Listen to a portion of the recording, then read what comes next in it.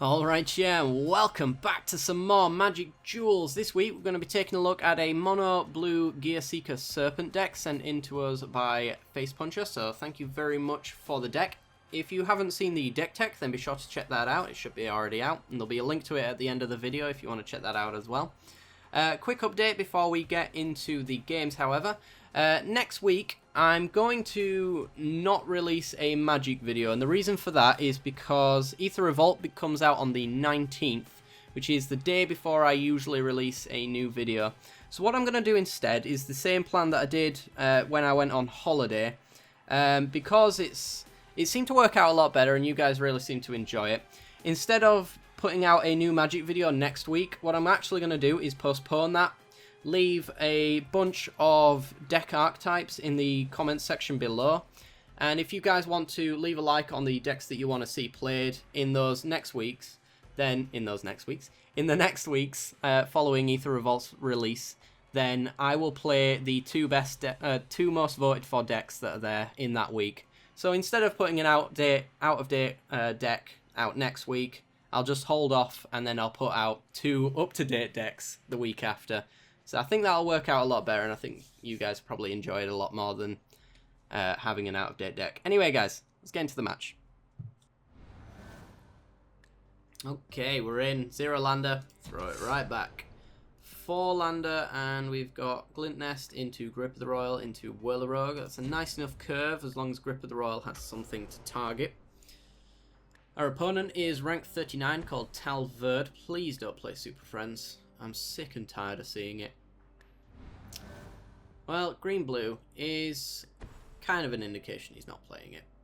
Yeah, I'm so bored of playing against Super Friends, I've just taken to auto-scooping against it. As soon as I see more than 3 Planeswalkers pop out, I'm just like, yeah, I'm over it. It's just not worth it, it's not fun for me anymore. Green-blue, Primal Druid, so this might be an Emerge deck. It's been a long time since I've seen an Emerge deck. So Primal Druid, when it dies, you get to search your library for a basic land and put it onto the battlefield tapped. A Bonesaw, eh? Well, we're going to go Glint Nest Crane. 1/3 flyer in the air, gets past his Primal Druid, which is a decent blocker. Oh, wow. I guess we're taking an Eager Construct, guys. Fair play. Pass the turn. Could play Bonesaw there, but there's really no point. You can actually use it to make Grip of the Royal cheaper as well, because we can cast Bonesaw for 0, and then this surge cost is available to us for Grip of the Royal. Normally do that on our turn though, because obviously we can't flash in a Bonesaw.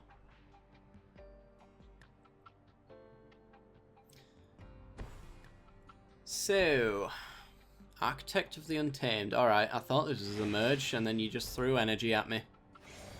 Fair play. I wonder what they're using their energy for. Other than, of course, making beast artifact tokens, but if they're doing a merge, the converted mana cost of a token is 0, so you're not actually saving yourself any mana from using it. So it's not an all-in Emerge deck, if it is. I don't know. I'm sure our opponent's got something in mind that I'm just not seeing. Like the fact that he's stuck in his attack phase because he can attack with a 0/3. Thank you. Alright. We can do something decent here. We get to go Bonded Construct into Eager Construct. That ain't bad. That's some more bodies on the floor. And we both get to scry. Do I want another land? No, not really. Scry that to the bottom. Our opponent does also get to scry as well, which is unfortunate, but we get some nice constructs down, which is pretty good.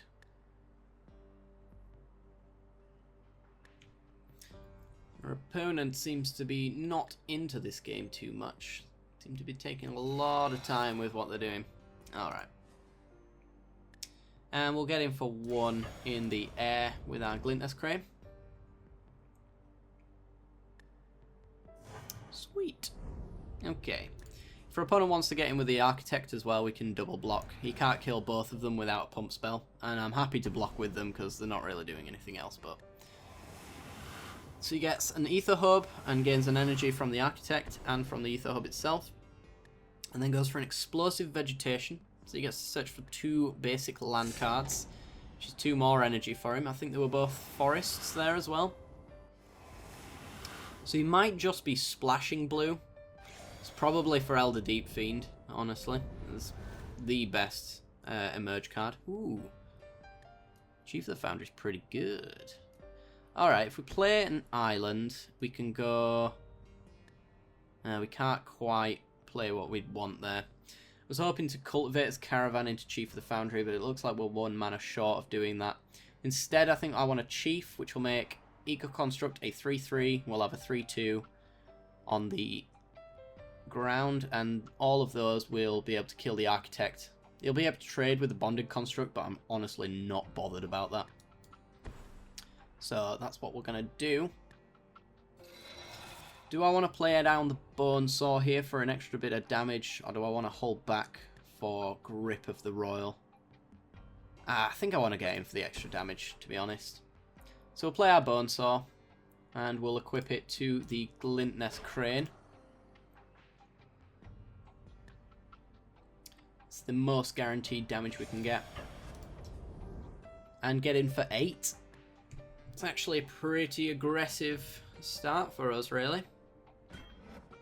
Our opponent's going to block with the Primal Druid, so he's going to get another land into play.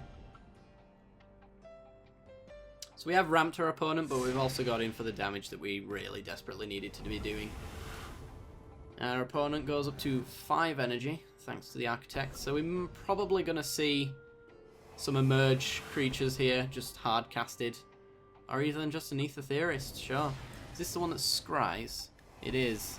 So you get 3 energy when it comes in, and then you pay 1 to scry. Yeah, this actually looks like all in energy then. Simic energy for our opponent. And no attacks. Okay. Well, island, first of all. And we could Caravan and Grip of the Royal here, perhaps. That could be nice. This one only gets counters when it attacks. That is correct. Alright. So I think what we're going to do is probably just get in with absolutely all of our creatures again. Not the Chief of the Foundry, though. Don't want to lose that. That's pretty much giving us a decent advantage here. And then probably just Whirler Rogue to get a lot of blockers on the ground to stop him from wanting to attack in. Plus it'll present lethal, probably. If not very soon.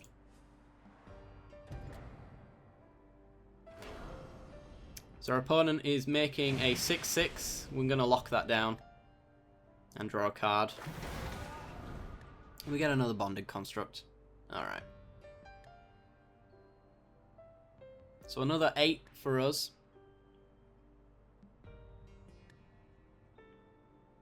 He does have a 6-6, but Bonded Construct can block it quite nicely. Perfectly happy to do that. He's going to trade with our Bonded Construct, which is pretty sweet. And we'll get another one.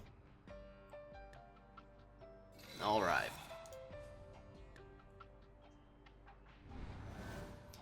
So there's no reason for us to block, honestly, if he does want to get in with any of his creatures. If he ever managed to untap that beast token, for example, I'd be perfectly happy to just let it through. He does have a Rogue's Passage, though, so that is going to slow us down.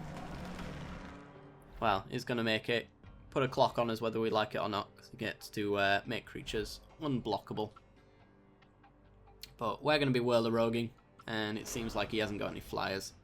So he's going to put a counter on all of his creatures, though. And no swinging in for him. Alright. So he's going shields up here. Ooh, island. Does that mean we can finally cultivate his Caravan into Whirler Rogue? It absolutely does. So we'll get our Whirler Rogue down. 2-2. That makes 2 more 2-2s. So we got 6 damage in the air. And there's no profit in us attacking with our ground creatures. We'll lose them all. Do I care about his Nissa, or do I just want to go for him? I think I just want to commit and go straight for him. We could actually even attack him with an extra one, actually. If we use our Whirler Rogue to tap down our Thopters, we can make our Eager Construct unblockable, for example. I think that's just what I want to do. He's got 7, 8, 9, 10, 11, 12 damage on the board. Short of a really big pump spell, which I don't think he has, we should be fine. So we'll get in with those guys. I'm going to pause, make this creature unblockable, and tap down the creatures we don't want to block with, which is probably these two most of all. So that's 5 that he can't block. Next turn we have lethal. He's going to scry with his Ether Theorist. So he's looking for answers to this solution. I don't know if he's going to find them. The only thing I could think of is Mass Bounce. But we have such a cheap board, it wouldn't take us very long to re-establish ours. And he would take a little bit longer with his, because these are actually a little bit more expensive. So did he find the answer that he needed? Jason, Raveler of Secrets is not the answer. He does get to scry and draw one, so he gets another chance at an out, but I don't think he's going to find it. Not for 4 mana anyway. I'm pretty certain that's just, yeah, that's just a game for him. Alright. Wonder if the AI is going to show us what card he had. Going to make a plant token. Go on, show us that final card. Is it a land? Probably. Oh, it's a Thriving Rhino. Okay, sure. And that's game. We just need to block and not die, pretty much. And that's all we have to do. And in fact, he can't even kill us. So we don't even have to block if we don't want to. So he's going to attack. Some audio issues there for some reason. Yep. Swinging in for 9. Don't need to block it. Could if I want to, but I don't. And we draw another island. Alright. We're just going to swing in with everything, because we can. At him. Confirm. Block away, opponent. And that's game.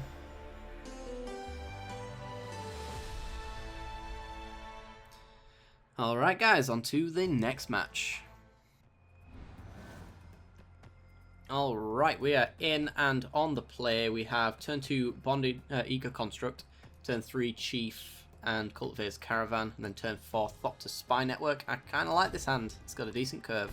Play an island, pass the turn. Our opponent is rank 31 called Ninja 4 Hanzo. See what they're playing.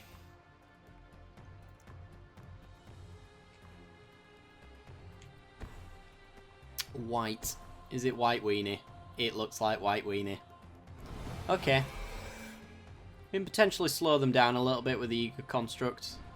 Doubt he's going to attack him with his Kithion into one of these. So play a land, go Eager Construct. Scry for a land is probably a good idea here, so that we get Thopter Spy Network down on time. Gearseeker Serpent, not so much. There's 4 of them, so it's not going to be the last time we see it. And pass the turn. So if this is White Weenie, are we going to see Nimbus Wings from it? Oh, blue-white. Interesting. Could be using the River Marshal that can make creatures unblockable, I think is his ability. Gets +1/+1 if you've got an island. So maybe it's splashing blue, but it's still kind of White Weenie.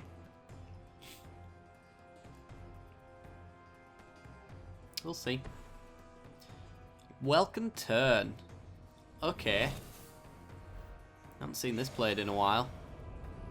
Not since Origins was the only set. Alright, Island and probably Chief and see if we can convince him to double block. I doubt it. Like, highly doubt it, but it's potential that we could do that. And then next turn we can either Island Thopter Spy Network, or we can Island and then Cultivate's Caravan into Eager Construct. Which wouldn't be bad. Yeah, I think that's the plan. Okay, so Chief pumps up our artifact creatures. Let's get in. The only way he's getting rid of this creature is by double blocking. I doubt he's going to do it, so we can consider that 3 damage right there. He does get to get in for 4 if he wants to try and get past our Chief of the Foundry. Otherwise, he's just going to get in for 2 here. I imagine he's going to hold back until he can make Kytheon indestructible for 3 mana, and if he wants to do that and take up his entire turn to do it, then I'm also fine with that. Goes with a Topplegeist, so he's going to be able to tap down our Chief instead. Is this like blue-white cheap flyers then? With Kytheon in there. Huh. It's an interesting deck, I'll give you that. I feel like I can shut you down entirely with a Thopter Spy Network though. There's a lot of 1 toughness creatures that our Thopter tokens can deal with quite easily. So maybe that's the plan. We can get so much more down on the board though if we go Cultivated Caravan into Ego Construct. And then we have a non-creature artifact for Thopter Spy Network to handle. Well, play an island. So our alternative, we can essentially Thopter Spy Network here and probably draw a card, because he's not going to double block, because that would be no value for him. So we're going to be drawing a card off Thopter Spy Network if we play it. Alternatively, we've got Cultivate's Caravan, which generates an extra mana to allow us to play Eager Construct, which gets a lot of artifacts on the table. But he might just be racing us. I think Thopter Spy Network to get the Thopters to block all of these 1 toughness creatures is just better. We've always got next turn to do that anyway. And you never know, we might get into a Bonded Construct or something like that. Should be a nice block. Okay, no blocks. Didn't expect any, to be honest. And we get to draw a card. Another Eager Construct. Okay. Declaration in Stone on the Chief of the Foundry. So we get a clue token. He gets to swing in with all of his guys. So as long as we keep that clue around, then we've got Thopters forever. Unless he wants to try and remove it. Which I doubt it. He's going to be able to flip his Kytheon, but I'm honestly not in the slightest bit bothered about that. It's probably one of the worst planeswalkers in the game. So, he can force us to attack him, or he can make one of his creatures indestructible, or just become a 4/4. All of those things we can kind of deal with. So it's up to him whichever one he wants to do.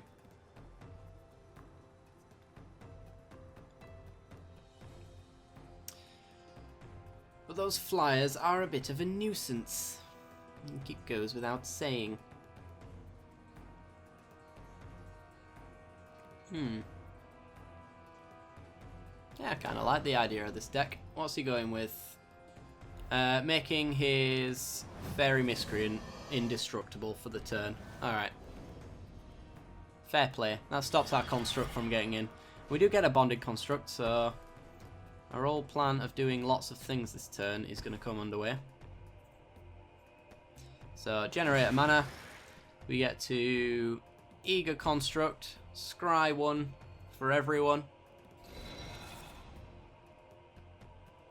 Another island to the bottom. We've got all the lands we need for the rest of the game. And Bonded Construct as well with the Cultivated Caravan's mana. And just pass the turn. Yep, no reason to attack.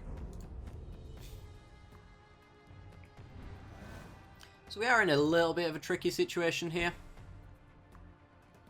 depending on what he does with his Gideon. And he found his land drop as well, finally. We just need to find our Serpents now, because Serpent we can actually make unblockable, and it's very cheap to cast as well. I think we could probably cast Eager Construct and a Serpent in the same turn. So it's 7, 6, 5, 4, 3, 2, 1. Yeah, so it costs 3 does the Serpent, and our Construct costs 2. So we've got plenty of mana to do both of those things, if at all possible. So the only way he's going to be attacking in this turn is if he makes Gideon a creature with the 0 cast, or if he makes one of his creatures indestructible with the +2. Oh no, the +1, sorry. And in either case, I'm not going to be blocking, because we don't need to. Not right now, anyway. We do have to worry about mass pump spells. There's a few from Origins. I feel like our opponent's very focused on the older cards. I'm not sure. He does have Shadows over Innistrad cards here, but not many. He's running out of time though, so he may end up just losing his entire turn here, which I'm fine with, obviously. And then we get another Thopter to block his flyers yet again. And he's going with a... oh my god, what the hell is that? Spectral Shepherd, 2 and a white, 2/2. Return spirit you control to its owner's hand. Alright. Well, we're going to take out a few of his flyers here. He's probably going to be trying to bounce this Topplegeist, actually. So maybe we want to take that down. Yeah. Block the Topplegeist. Means that this guy can no longer return Topplegeist, which will tap down creatures. We take an extra damage, but hopefully that won't punish us too badly. Right, we get another Thopter. And we are flooding out officially. So, do we want to sack a clue and then Eager Construct, or do we want to Eager Construct to make sure we get a decent card and then draw it? I think we probably want to scry first. Yeah, let's do that first.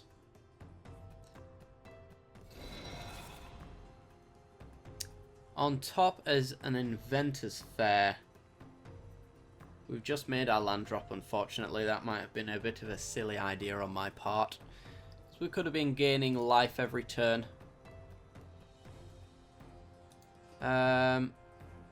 But now that's not the case. I'm probably just going to bottom it and then draw with a clue, see what we get. Hope to see something like Chief of the Foundry.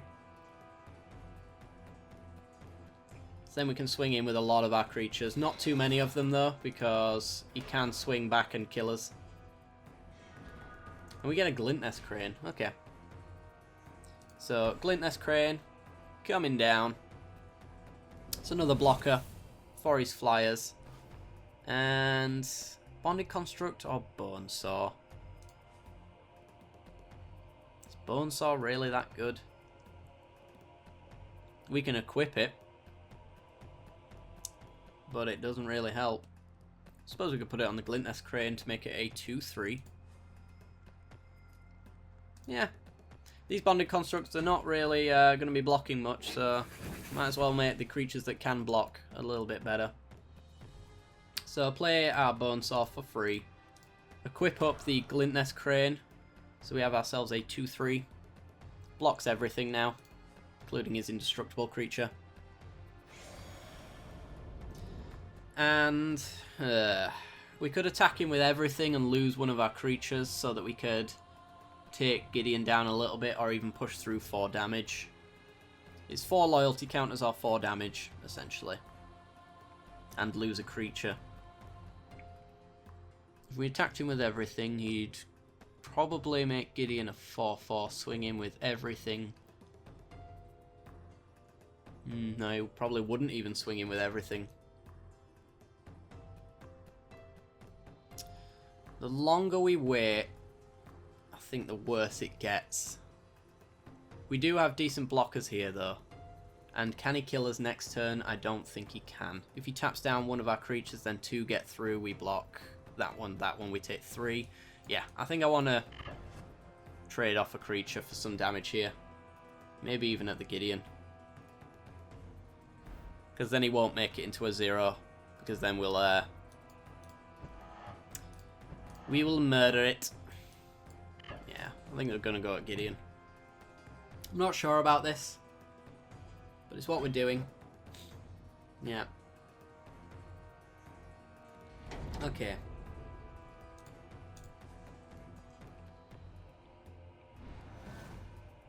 So if he wants to get in with Gideon, he's only going to be doing it probably if he can win.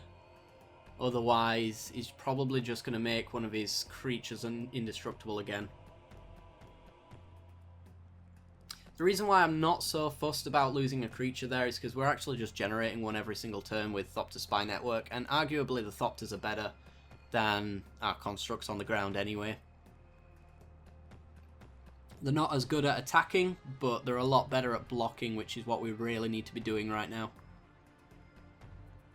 Especially when he's got a creature we can't target that can come out whenever it wants.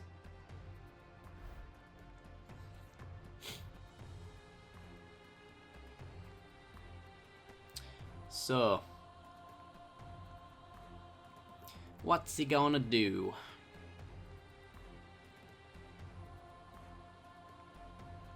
I don't like that we're in top deck mode either, but getting in with Thopter Spy Network is going to allow us to get some card advantage back if we want to try and do that. Invocation of Saint Traft, oh dear. Whenever that creature attacks, he gets to make a 4/4 angel, I believe. Yep. That is a card you don't see too often. But that is a problem. And then he can probably just make it indestructible with Gideon. That might just do it for him, actually. Don't know if we've got answers for that. He's going to make Gideon a creature. Yeah, that's a lot of damage. Didn't make it indestructible though, so we can block and kill it there. And we can chump. We're taking, let's see, 4, 8, 9, 10, 11. Chump there. Now we're taking 7. Yeah, we're going to have to chump here as well.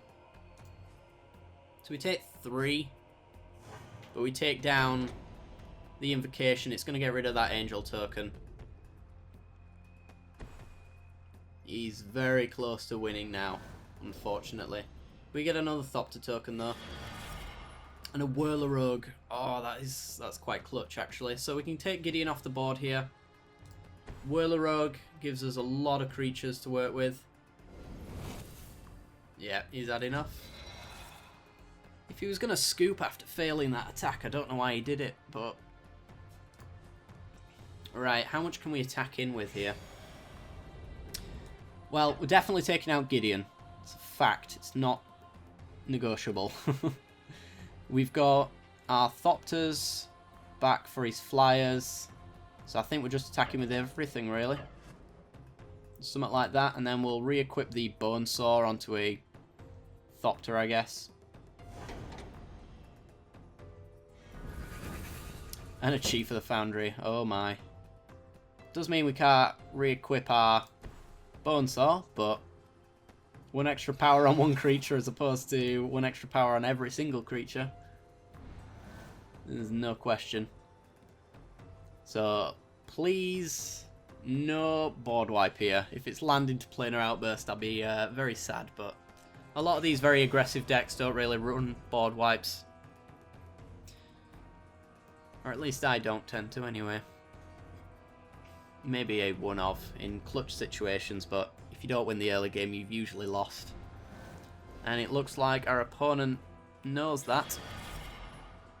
And let's probably get in with everything here. Oh, no. Let's crew up with our Summoning Sick Thopter token. And Probably this chief. If we don't die, that's what we want to do. Right, swing in with everything. Let's just be very conservative about this. Hold back 2 Thopters, plus the Glintness Crane as a 3rd blocker if he manages to remove one. And that's lethal.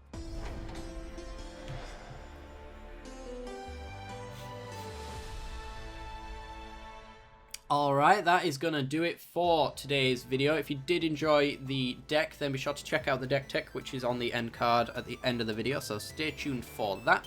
Be sure to leave a like if you enjoyed the video, it helps me out a great deal, and subscribe if you haven't already for more Magic Duels content. If you have subscribed and haven't already, then be sure to hit the little bell icon right next to the subscription button. It'll allow you to get notified when I release new videos. Alright guys, hope you enjoyed the video, and I'll see you next time. Bye bye.